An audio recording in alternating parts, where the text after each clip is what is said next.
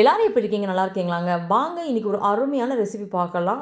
இப்போ நம்மளுக்கு இந்த புரட்டாசி மாதத்தில் ஒரு அருமையான ஒரு வெஜ் ரெசிபி. அது என்னென்னா வெந்தய குழம்பு. அதுக்கு ஒரு ஒரு ஸ்பூன் அளவுக்கு மிளகு, ஒரு ஸ்பூன் அளவுக்கு ஜீரகம், ஒரு ஸ்பூன் அளவுக்கு தனியா, ஒரு ஸ்பூன் அளவுக்கு நம்மளுக்கு அரிசி, எந்த அரிசினாலும் எடுத்துக்கலாம். கொஞ்சமாக 2, 3 1/4 ஸ்பூன் அளவுக்கு, அதாவது வெந்தயம் எல்லாத்தையும் போட்டு நல்லா ட்ரை ரோஸ்ட் பண்ணிக்கலாம்.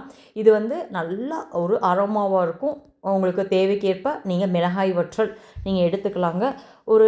நான் இன்றைக்கி எடுத்துருக்கிறது வந்து ஒரு 4 மிளகாய் வற்றல். இப்போ இந்த எடுத்து வச்சுருந்த ஜாமான்லாம் நல்லா ட்ரை ரோஸ்ட் பண்ணணும். எண்ணெயெல்லாம் சேர்க்க தேவையில்லை. நல்ல மணமாக இருக்கும். ஒரு தடவை ட்ரை பண்ணி பாருங்கள். இப்போ நான் எடுத்து வச்சுருந்த அந்த 4 வற்றலையும் சேர்த்துக்கிறேன். வற்றலையும் சேர்த்துட்டு நல்லா பாருங்கள், நல்லா பொரிஞ்சு வந்துருச்சு. நல்லா படன்னு அப்படி நம்மளுக்கு ஒரு சத்தமாக இருக்கும். நல்லா அரிசி பொரியிறது, அந்த ஜீரகம் பொரியிறதெல்லாம் அவ்வளோ ஒரு டப்புன்னு சத்தமாக இருக்கும். ஒரு மிக்ஸி ஜாரில் போட்டு நல்லா ஃபைன் பவுடராக ஃபஸ்ட்டே நீங்கள் எடுத்து அரைச்சி தனியாக எடுத்து வச்சுக்கோங்க. இப்போ அதே கடாயில் நல்லெண்ணெய், கடுகு, உளுந்தம்பருப்பு, 2, 3 வெந்தயம். ஏற்கனவே நம்ம வெந்தயம் சேர்த்துருக்கோம். அதனால் பார்த்து 2, 3 வெந்தயம் மட்டும் நீங்கள் சேர்த்துக்கோங்க. இப்போ நல்லா அந்த கடுகு, உளுந்தம்பருப்பு, வெந்தயமும் நல்லா பொரிஞ்சு வரட்டும். இதுக்கு ஆப்டாக வந்து நம்மளுக்கு சின்ன வெங்காயம் தாங்க நம்மளுக்கு ஆப்டாக இருக்கும். அதனால் ஒரு 20லேருந்து 25 சின்ன வெங்காயம், ஒரு 7, 8 பூண்டு நான் சேர்த்துருக்கேன். அப்படியே முழுசாகவே சேர்த்துக்கிறேன். இப்போ வெங்காயத்தை இதில் சேர்த்தாச்சு. வெங்காயம் நல்லா கண்ணாடி பதம் வர்ற அளவுக்கு நம்ம வதக்கி எடுத்துக்கலாம். 1/4 ஸ்பூன் மஞ்சள் தூள். இதுக்கு பதிலாக நீங்கள் வந்து குழம்பு மிளகாய் தூள் கூட உங்கள்கிட்ட 2 ஸ்பூன் இருந்தால் நீங்கள் சேர்த்துக்கலாம். இப்போ இந்த ஸ்டேஜில் வந்து பெருங்காயத்தூள் சேர்த்துட்டு நல்லா இதை வதக்கி எடுத்துக்கலாங்க. வதக்கி எடுத்துகிட்டு கருவேப்பிலை, மீடியம் சைஸில் இருக்க தக்காளியை நல்லா மிக்சியில் போட்டு நல்லா ஃபைன் பேஸ்ட்டாக அரைச்சி எடுத்துகிட்டு வந்திருக்கேன். இந்த மாதிரி செய்கிறப்ப வெங்காயம், தக்காளிலாம் நல்லா சட்டுன்னு நல்லா வதங்கி வந்துடும். இப்போ இதை நல்லா நம்ம வதக்கி எடுத்துக்கலாம்.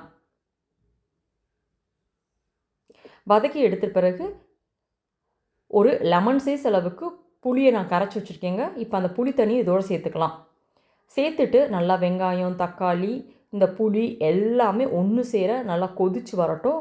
கொஞ்சம் நேரம் அப்படியே நீங்கள் ஒரு லிட் போட்டு நல்லா கொதித்து வர வரைக்கும் நீங்கள் அப்படியே விட்டுருங்க.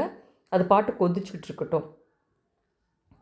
இப்போ இதுக்கு அடுத்த ஸ்டெப் என்னென்னு பார்த்தீங்கன்னா, இது நல்லா கொதிச்சுக்கிட்டு இருக்கப்போ இதுக்கு தேவையான அளவு நம்மளுக்கு உப்பு கூட்டவோ குறைக்கவோ நீங்கள் செஞ்சுக்கோங்க. நான் தேவையான அளவு உப்பு சேர்த்துட்டு இப்போ நம்ம பொடி பண்ணி வச்சுருந்த அந்த பவுட்ரை வந்து இதில் சேர்த்துக்கலாங்க. இந்த பவுட்ரு வந்து அவ்வளோ ஒரு வாசமாக இருக்கும். ஒரு தடவை ட்ரை பண்ணி பாருங்கள். நல்லா இதுக்கு வந்து ஒரு சுட்ட அப்பளம், ஆம்லேட்டு, அதே போல் புடலங்காய் கூட்டு, கடலைப்பருப்பு போட்டு புடலங்காய் கூட்டு, முட்டைக்கோஸ் பொரியல், கேரட் பொரியல், என்னன்னாலும் அவ்வளோ ஒரு ஆப்டாக இருக்கும். சாப்பிட்டு பாருங்கள். இது நாளை விட அடுத்த நாள் அவ்வளோ ஒரு டேஸ்ட்டாக இருக்கும். அல்டிமேட்டாக இருக்கும். இப்போ இதை மூடி போட்டு நல்லா மூடி வச்சிடலாம்.